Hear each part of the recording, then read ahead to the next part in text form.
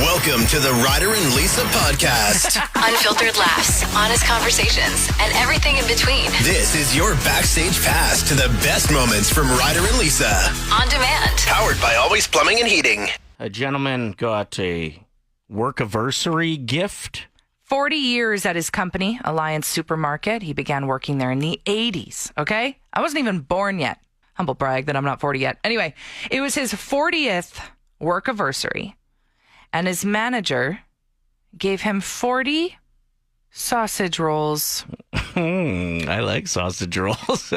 At 56 years old, he has been a shop assistant, and that's what he was honored with. After years of dedication to this supermarket. I mean, I'd be more disappointed if it wasn't such a delicious treat. I know. And you can also freeze them, so it's the gift that keeps on giving. You could have one in a couple weeks. Yeah, but this is genuinely so sad. You know, and it just reiterates the question, why doesn't anyone want to work anymore? Yeah. Maybe because this is how people respond to your 40 years of dedication. He probably made them himself too. Like, what does he do at this supermarket? Wait a minute. Maggie thought maybe a Tim Hortons gift card is what he got. EJ asked if he got a Play 107 tumbler. Oh, well, I mean, that would be nice. Yeah. Filled with sausage rolls. Yeah, put it in the dishwasher twice, though, and the Play 107 logo washes off because we went so cheap on them. So, to be perfectly honest, the sausages are probably better. You know what this is giving the vibes of? A German Shepherd retiring from the force. Like, that's what you would get. Yeah. A dog who is done working for the police. They would have been pumped. Now, that is a good gift. Yeah. But for a 56-year-old man who's dedicated 40 years to a supermarket, I don't know, like maybe a paid vacation, maybe a bonus. I don't know. Are supermarkets known for I don't know. giving that much? Like, I know that Costco gets a lot of props for that's really true. taking care of their employees. Yeah. But Anyway, would love to know what other people have gotten after milestone years at a company, because let's compare it to 40 sausage rolls. Brent hit us up and said, for my 10th work anniversary, I got a really beautiful branded pen that didn't work. Thank you for that. See, again, I'd rather the sausage rolls. This text says, my boss gives us jokey coffee mugs for 1 year of employment. Okay. I got the world's okayest employee. That's cute. So I have a friend that has only been working at her company for a year, and on her birthday, so every year my girlfriends, there's a group of us, we pitch money in and we get our friend, whoever's celebrating a birthday, like a gift card. The company got her a better gift than us, and she hadn't even been there a year yet. I was like, wait, companies do this? She got like a $50 gift card to Starbucks. They took her out for lunch that day. There were flowers on her desk. There was a gift card to Sephora. I was like, what does this mean? Yeah. What? Companies do this? Yeah. That sounds lovely. What industry is she in? Construction. Yeah. Yeah, they got money. Yeah. They got money. We're talking about things that you were gifted after celebrating a work anniversary. Some of these are quite grim. A registered nurse here, 15 years, I received a plastic water bottle. It broke in 1 week. Versus my husband, who works for a dealership, he received a ring that gets a diamond for every year after that. It's like a football champion ring. And they recently gave him a Rolex worth over 10 grand. Yeah, Well, how's that broken plastic water bottle? If we've learned anything, bad. it's public service isn't worth it. This one from Sean. For my 10-year, I got a bamboo fiber duffel bag. Other options included a bamboo-coated pen, a bamboo lunch or bento box, or a set of bamboo cutlery. I was like, do you work for a group of pandas?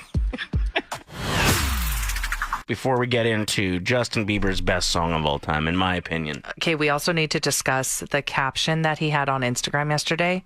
I commented on the post, and then right after, he changed the caption. Not saying that my comment is what just made him decide to change it. It was mine and thousands of other comments that were like, are you for real? Oh, let's get into it right now. Oh, you want to talk about it right now? Sure.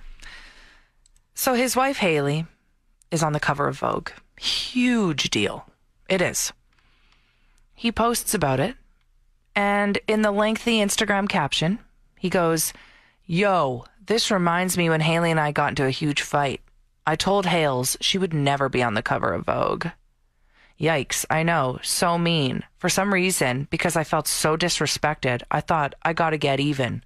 I think as we mature, we realize that we're not helping anything by getting even. We're honestly just prolonging what we really want, which is intimacy and connection.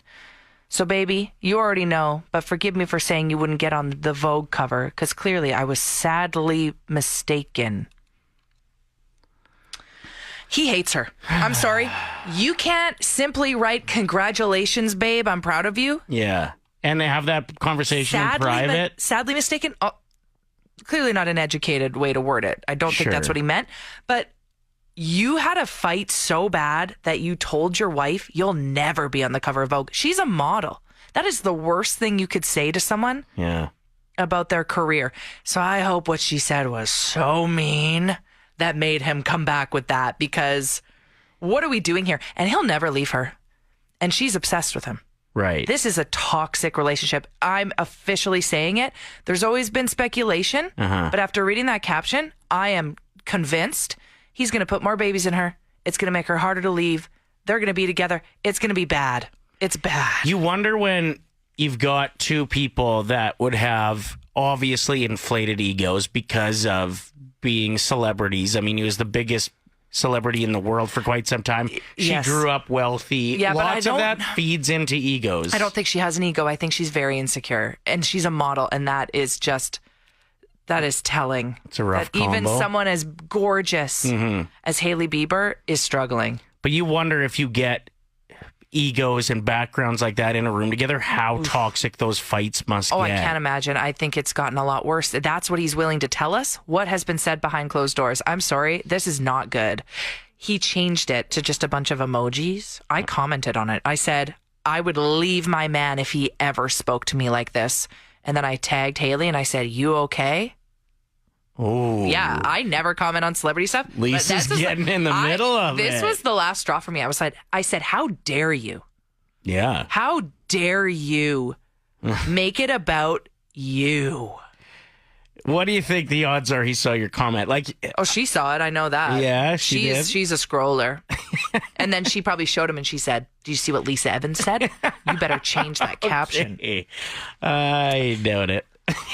Whatever.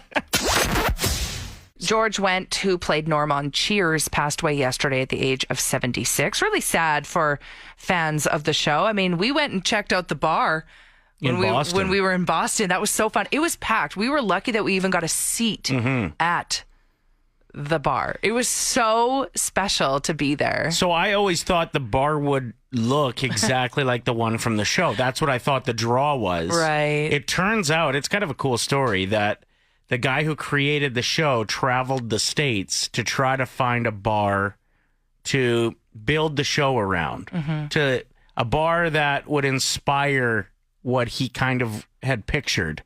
And he walked into that place and was like, this is it. This is perfect. And it was called Cheers. And so he actually took the name from it and created the show based on that bar. And even some of the personalities they said that were in the bar, the regular bartender, you know, he developed into a character and he really studied the place. And Norm, one of the regulars, was also apparently based on a real person. So amazing. Yeah, he was a great character.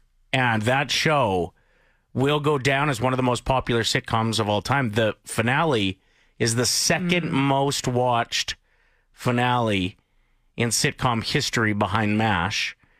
And it celebrated 32 years ago yesterday, the same day that George passed away. So he actually passed on the anniversary of the final episode of Cheers.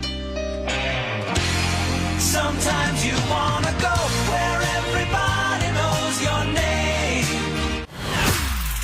Have you seen the viral video of the woman in line at a coffee shop, it looks like, or something of the sort, and she has the completely transparent phone in her hand? No. What do you mean by completely transparent? It kind of looks like an acrylic see-through block. Whoa, like soap.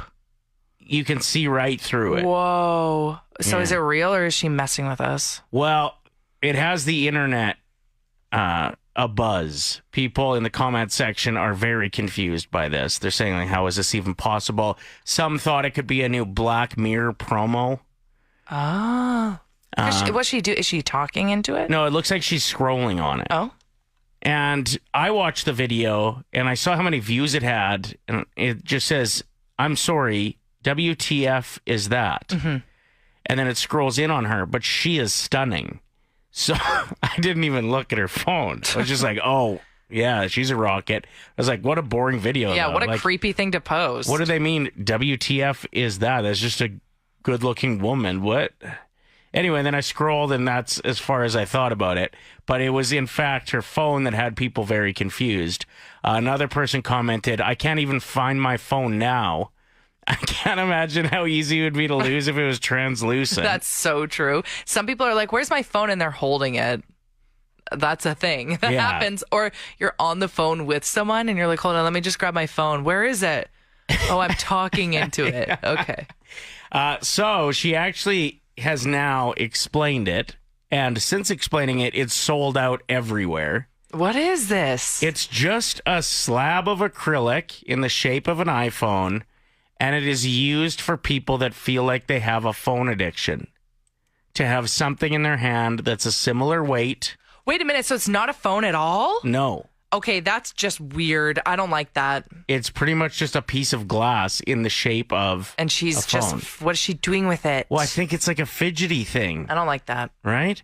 But when you dissect it, people who quit smoking sometimes just feel like they need something in their hand and or even bring it up to their mouth. So people will have a pen or a fake dart, and that helps them through the first, phase of getting over an addiction. So if you're addicted to your phone, And you're just looking down at something that's see-through and you're moving your finger up. you're a and- little bit socially awkward, maybe in line at a coffee shop I'm like sorry. she is. This is getting more attention than if your phone was off and you were doing that. Yeah.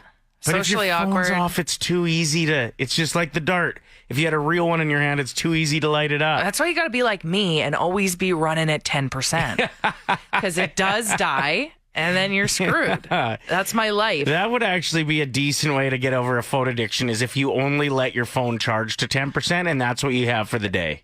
Let me be your inspiration. Lose all your phone chargers. The one you do have barely works. Keep it a steady 10%. All right. You could actually probably be a consultant for people. Turn on all of your notifications so every time there's a bing or something, it's killing the battery. Done. You'll be Turn up the brightness all the way. Sure, yeah. You'll be over this in no time. Now, this is going to be very specific, but you may want to pay attention to it. If you plan to travel to Japan in July. Oh, that's so specific. Yeah, I know. Okay. Some would-be travelers are starting to cancel their trips Why? due to a manga called The Future I saw, manga is like a Japanese comic or graphic novel. It's a story from 1999, and it predicted the March 2011 tsunami and earthquake. And the updated version features a disaster that occurs in July of 2025. Oh, no. Which I feel, why can't you make this, if it's fiction, about the past as to not stress everybody out? But if you do feel like you were accurate when you predicted the last one, maybe you are doing the world some good by publishing this if it does shake down again. So psychics and feng shui personalities are adding their own opinions to this. Do they agree? Some do. Some are saying that, not a chance. So most of the travelers that are canceling out of precaution are from China, Hong Kong. Huh. And the creator has urged people to listen to the experts. So just to have it on your radar, and if they're saying the weather's looking like it could be pretty bad next week or whatever, I don't know if that's how tsunamis work. I don't think they are. I think they're a bit of a surprise, the first one anyway. But yeah, it's kind of terrifying if you're planning to travel to that area in July. You may want to switch your travel plans. Luckily, I've got nothing on. Ever. So you're good. I'm fine. 5 simple words, $1,000. It's Ryder and Lisa's 1K wordplay. Brought to you by Out of Bounds Restaurant. We are joined by Eric, who we got a hold of about 7 seconds ago, so maybe there's still that excitement. Eric, how you feeling? Oh, not too bad, not too bad. Good. All right, your chance at $1,000 with Ryder and Lisa's 1K wordplay. You know how the game works and everything? I do. All right, who's your teammate? I'll go with Lisa. Yes. Oh my gosh, yay. I've got good words, too. Eric, let's get her rolling here. As soon as she walks out of the studio, I am going to give you the first word. There's a total of 5, and you got 25 seconds to work with, okay? Sounds good. The first word is ears. Listen. College. School. Polka. Okay. Dance. Tractor. Trailer. Dentist. Teeth. All right. Well done. Let's get Lisa back in here and give away some money. All right. We got to do better than yesterday. Wall of shame. Yeah. Shout out to JC. We will. No all of shame today. No, let's hope not. Lisa, what is the first word that comes to mind when I say polka? Oh, there's 2 words immediately, but I'm going to go with the first one that came to my mind before I was like, wait, there's also this option. Dance. Yeah. Who else was thinking dots? Oh. Do you polka even go dots? there? No. You know where I went? Oh my gosh. Party. Polka party? Yeah, my ex-girlfriend used to host a show called The Polka Party on Nifty 1050 CJNB in North Battleford. What? Okay. Anyway. I thought Polka Party. All right. Oh my gosh. All What right, is we that? got $25. Let's get to 50. What's the first word that comes to mind when I say dentist? Teeth. $50. College.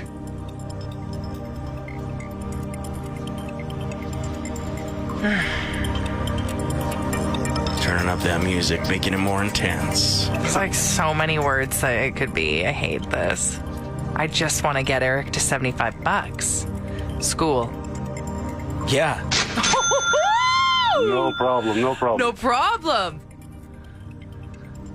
I wanted to say education, and then I wanted to say university. Like, it was so hard. Okay. For $100. I kind of forget which ones I haven't done. We've done 3, right? Okay, we've done polka, we've done dentist, Yeah. and we've done college. Okay. I think. And I have a terrible memory, so if I just nailed that, I'm really proud of myself. Ears.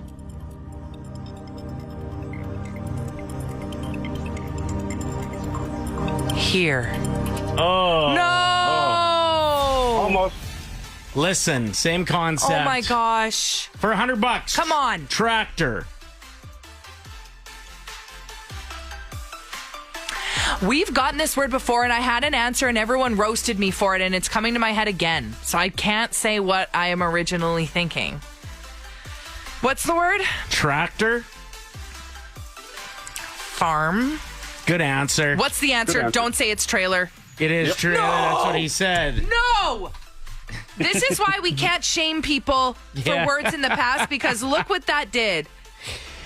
Eric, you've got yourself $75. That was a heck of a game. On. Good Not job. too bad, not too bad. Thank Awesome. you, Have a great Eric. day, my friend. I'm No, really thank mad. you. I'm mad at myself. I should have just gone with my gut. It's the word that comes to my mind when I hear that word. Yeah. And when I said it once, everyone's like, what a stupid answer. Well, it just lost Eric $25. Okay, so- okay. Sorry. Now you're reverse shaming. You're reverse Uno carding the people that shamed you. And that's not nice Well, either. and I don't want to shame Eric because Yeah. it was his answer. You know what I mean? Whoops. Next chance to play is tomorrow morning at 7:50. From the Harvard Media Sports Cage, here's Play Sports. Powered by Bodog.net. Live sports odds, poker tips, and free casino games. Live for the thrill. Bodog.net. Make a play. The Oilers look to continue their solid defensive play, and they really hope that people quit asking them about it. Yeah, seriously, the media that asks the questions sometimes, I'm like, ugh, this ropes us in. They don't like us because of these questions. Who? Just like radio hosts, maybe? I doubt that they're like, hey, I don't like that Mark Spector question, screw Ryder and Lisa. Maybe.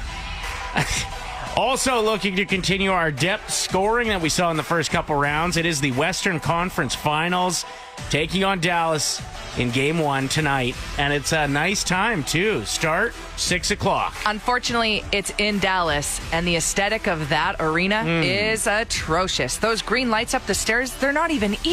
It looks like a really tacky St. Patrick's Day party, so I'm not happy about that. And that's your sports and decor minute. Giving into your cravings could actually help with weight loss in the long run. What? Yeah, found that interesting. So people that who indulge in their cravings fare better than those who try to resist completely. They tracked 30 adults in a weight loss program over the course of 24 months, and those who incorporated small amounts of their favorite food lost more weight and reduced their cravings more effectively than those who tried to cut out foods completely. This suggests that moderation, not elimination, could help with sustainable weight loss. But what if once you start, you can't stop? That's fair. I'm sure it's different for everyone, but I would say when you're trying to cut it out completely, that when you do fall off, you go hard. That's true. Like, that's when you eat the whole pizza. Whereas if you're just like, I'm going to have a slice. That's hard to stop. Okay, what if you have a big salad first? What if the slice is so big it's like the size of a pizza? Does that still count as one slice? I think so. Listen, we've been going back to this one a few times over the last month, but is it called the dinosaur minute? Yeah. Dinosaur time? Dinosaur time, when you just grab a handful of spinach and take it down. There was a girl that went viral on TikTok, and like the Jurassic Park theme song was on in the background, and it made other people want to do it, to the point where kids are now doing dinosaur time because it's fun. You just crush get it done. as many greens as you can, or veggies, and then you're less hungry for when the pizza That's true. box opens up. And you get that first whiff and want to just tackle the entire circle, you know? Yeah, Kevin McAllister style. So anyway, once again, take from it what you will. Researchers at University of Illinois have figured out that letting yourself indulge a little bit is better than cutting yourself off completely. Absolutely. I'm having a Toblerone for dinner. Almost 50% of men think that they could land a plane in an emergency situation. What are your thoughts? With zero education or experience. Zero. Do I have a co-pilot? 2 brains on it, even if it's my buddy who's also never landed a plane. Sure. Then yes, but I'd lean on them. If I have to do a job I've never done before, I get anxious that I'm going to do it wrong. Even like putting up a picture. Did you hear that that stat or study or I guess fact that a lot of plane crashes happen because the pilot doesn't listen to the co-pilot that's telling them to do something? Yeah, and in certain cultures, the co-pilot's not even allowed to tell them more than once. Mm-hmm. And those are the countries that have seen an increase in plane crashes. So I get that, like, pilot, that's like a hot job. But Yeah. can you listen to your co-pilot, please? Because it's all about communication. Come on. Totally. But I get it, too. Like, Why do you get it? Well, when I'm driving with you, you think you're a co-pilot. This is just in a vehicle. Well, like the other day, I'm like, why are you going 44 kilometers an hour? It's a 50 zone. Do you know what I mean? There was a big turn coming up. Anyway. I don't want to get into this. Me neither. But I will say, I tune you out when you're co-piloting because you nag. Okay, but we're not in control of a plane full of 200 people plus staff. The other day we had a dog and my daughter in there. That's something I want to take care of. 100%. So, but if I could have actually put a cockpit around me and not had to listen, I probably would have. Okay, well, this is different. I don't think I'd be able to land a plane. I'm in the 50% that doesn't think. 50% of men think they could land a plane in an emergency. Yeah, I think you're right, Ryder. I mean, if landing means getting it on the ground, 100% accuracy. That doesn't mean it's going to be a good result, though. It's going down, but... Yeah. This might be one of the stupidest world records I've ever heard about. A gentleman just broke it over the weekend. It was his own record that he had set previously of moving water by transferring 1.3 gallons in 30 seconds with his hands. So I was really confused what this meant. Yeah, what? Is it in a container? It goes from container to container. Okay. So it looks like it's in a big bin, the water, and then he double hand scoops it into into another container. a jug. Yeah. And he managed to break the world record for that. It just feels so specific and unnecessary that, like, no wonder he broke the record. He's probably one of the only people that's ever tried that one. Is this guy single? I'm not saying because I'm interested. I'm just like, who would be able to support their partner through this journey? Do you know what I mean? Like, I would have to be like, listen, I like you. Yeah. But I think I gotta go. I thought you maybe meant, sounds like he's got big hands. Yeah, maybe that is true, actually. So is he? Just kidding. So some of the other world records that are right up there, as stupid in my opinion, is cycling backwards with a violin. Really? I think that's quite good. Like, that'd be really difficult. 60 kilometers in 5 hours and 9 minutes. Sure, it's difficult, but it's just unnecessary. Right. Like some of the ones that you hear, you're like, oh, what a great thing to know how to do. The bench press. You know, to lift that much weight could be important. Pushing a car. Yes, you might have to do that someday. It feels like there needs to be a reason for this. Maybe they're auditioning for the next season of Bridgerton. Aren't all the songs on the soundtrack violin? It could be. Maybe there's a circus scene coming up. Yes, if you're like right behind the camera with your violin and your bike.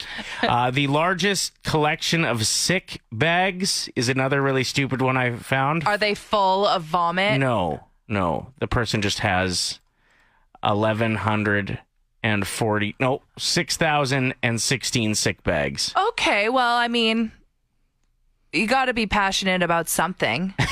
Longest ear hair, another world record that's out there, 13.2 centimeters. Ew, what?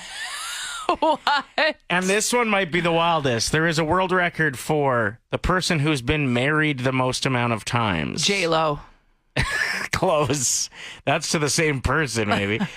No, Linda Lou Taylor of Indiana has been married 23 times. And that's the world record. How did you convince the 23rd one that this was forever? You lie. You pretend you haven't been married. Yeah, maybe that's it. And then that's why you divorce, because you're a liar. They found out. Yeah. They were reading the Guinness Book of World Records while on the dumper. And they're like, hey, wait, that's my wife. We're talking about facial recognition and times it's messed with you. Like maybe if you had a beard and shaved it off, all of a sudden it didn't recognize it. I think it's more to do with the eyes out of anything. Yeah, usually when I'm wearing glasses or something, I'll have to take them off and it'll scan again and it works. Yeah. Okay. A woman was removing makeup at the Shanghai airport and somebody videoed it. And the clip shows the would-be traveler using wet wipes to clear her face because she didn't look like her photo on her ID. It's like when you get married and you get your bridal makeup done and you walk down the aisle and your soon-to-be spouse is like, I don't know who that face is. I'm not used to this. The contour. Dang. Yeah, like, wait a minute. That photographer's hot. But yeah, so it didn't recognize her on the screen. Right. When she showed the ID and they scanned it or whatever. And you know how you show your face? It wouldn't work.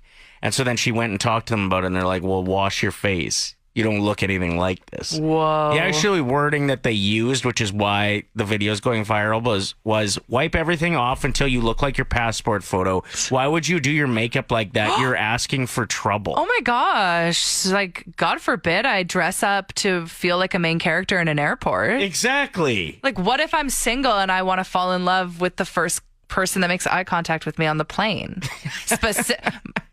Hopefully in first class. Yeah. Or just the person who sits beside you who's roughly your age. Kind of good looking. And you're like, are we in love? This was meant to be. That's a wrap on this episode of the Ryder and Lisa podcast. Thanks for being a part of the Ryder and Lisa community. If you liked hanging out with us, don't forget to subscribe and share the laughs with your friends. Powered by Always Plumbing and Heating.